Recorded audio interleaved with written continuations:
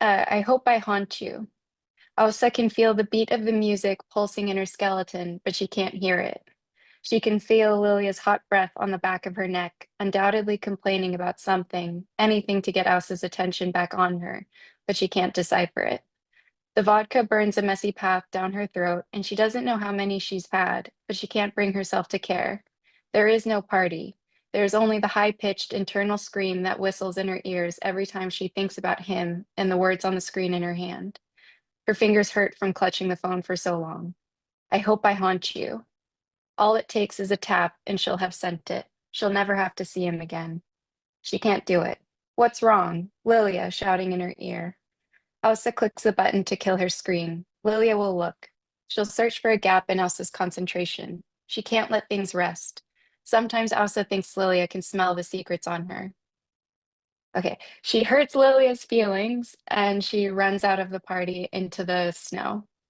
She nudges the plywood aside from the back door, prepares to throw her body into it to get it free, but the door swings smoothly on its hinges. She slips outside, pulling the door shut behind her. She takes a sharp breath, hoping the frigid air will sober her up. Usually it helps, but tonight there's no feeling, as though she's walked into a vacuum. There's no light either. The scant illumination from the lanterns and flashlights inside is nothing against the plywood tacked to the windows.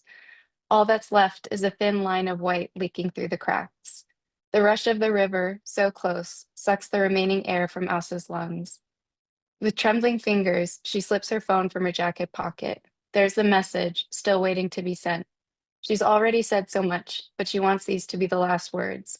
She wants him to understand. She wants to hurt him the way he's hurt her. I hope I haunt you. She's sick of thinking about it, and staring down at the bright screen is making her feel actually sick. She presses send. The relief doesn't come.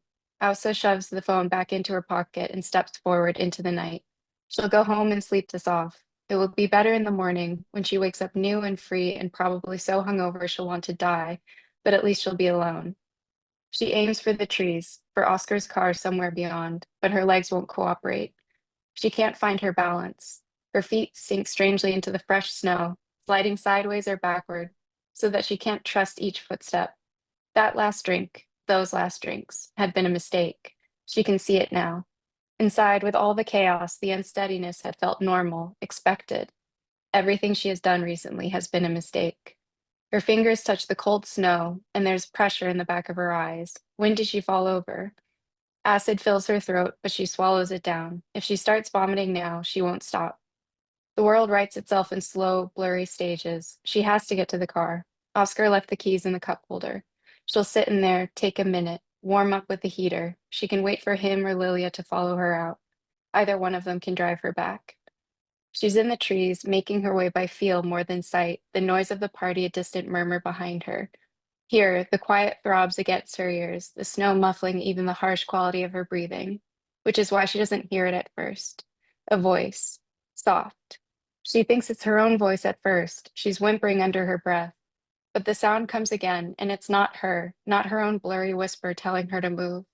It's a man's voice, calling her name. She walks faster, brushing her hands against the rough bark of the tree trunks as she goes. The voice presses closer, louder. What are you doing, Elsa? There's a catch in her body, hurtling her forward. She's aware of sitting, of both hands freezing in the snow. She doesn't know how long she's been like this. She drank too much tonight. This isn't what she's used to. This is something beyond her body. She's hovering outside of herself, but there's no thought in the outside. Only the trees spinning around her and the vague sense of anger, but even that is draining away. She looks up into a beam of light. There are hands in her armpits, hoisting her back up to standing. She feels safe because someone who cares about her is here to help her, but there's the whistling again. High pitched and shrill, a tea kettle screaming on the stove. She wonders if he can hear it too.